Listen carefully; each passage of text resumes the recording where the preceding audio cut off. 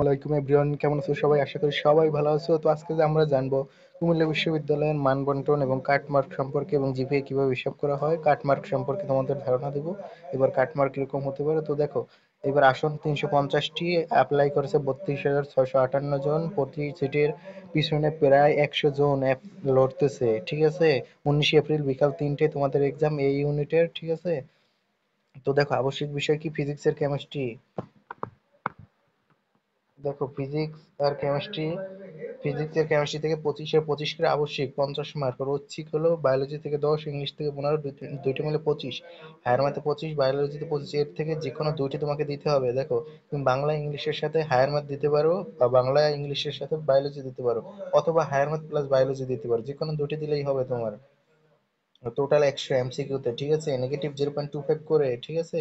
Negative কম দেওয়ানোর চেষ্টা করবা, negative দেওয়া হলে তোমার চান্স পাওয়ার সম্ভাবনা কমে যাবে। ক্যালকুলেটর ইউজ করা যাবে না এখানে, ঠিক আছে। তো জিপিএ মার্ক কিভাবে হিসাব করবে? তুমি 50 মার্ক, ঠিক আছে। GPA mark 50, 100 plus 50, 150। তো জিপিএ মার্ক কিভাবে হিসাব করা হয়? এসএসসি থেকে 20%, এইচএসসি থেকে 30%, এইভাবে নিয়ে তোমার 50 হিসাব করা হয়, ঠিক আছে। 20 প্লাস 30, 50। আর পরীক্ষা হবে শর্ট সিলেবাসে। আর 150-এর মধ্যে তোমার দেখো যে জেনারেলি তোমার কত? 5 মার্ক, 100-এর মধ্যে 33, ঠিক আছে। 5 মার্ক। দেখো, 100-এর মধ্যে কাট মার্ক কত, ঠিক আছে, এমসিকিউ তৈরির জন্য, ঠিক আছে। 2019 সালে ছিল 60.25 কাট মার্ক।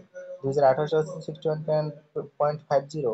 2017 সালে ছিল 58.75, কাছাকাছি একেবারে। 2025 সালে বলা যায় 60+, ঠিক আছে।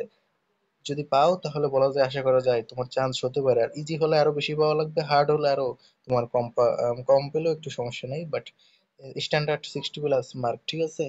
আর যদি আরো ভালো সাবজেক্ট পেতে চাও তোমরা, তাহলে তোমাকে আরো বেশি মার্ক পেতে হবে, ঠিক আছে।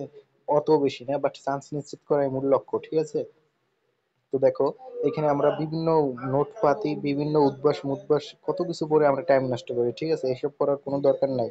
তোমার কি লক্ষ্য? বিগত 20 বছরের প্রিভিয়াস ইয়ারের কোশ্চেন যদি তুমি সলভ করতে পারো, এবং না দেখে যদি সলভ করতে পারো প্রত্যেকটা, ঠিক আছে। না দেখে প্র্যাকটিস করতে হবে, বারবার না দেখে করতে হবে। যদি এগুলো তোমার হুবহু যে, তো এগুলোতে যদি তুমি ভালো করতে পারো টাইম ধরে, তারপর তোমাকে এক্সাম দিতে হবে। নিজে এক্সাম দাও, কোনো এক্সাম কাছে ভর্তি হওয়ার দরকার নাই। যদি তুমি ভালো করতে পারো তাহলে বলা যায় যে ভালো করবে। তো সবাই আশা করি ভালো থাকবে। ধন্যবাদ সবাই।